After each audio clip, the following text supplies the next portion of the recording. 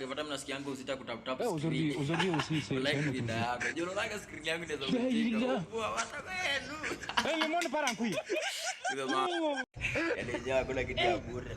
Ukitaka followers lazima ubaye. Wata kwenu. Alafu bana watu wa masosi bana tokeni nje. Hizo masimu zenu ni kali bana Naonanga tu picha tu mneti Lakini bana hata muiamini bado mnaenda photoshoot. Simtoke hata mkuje hata tujumuike tupige mambota.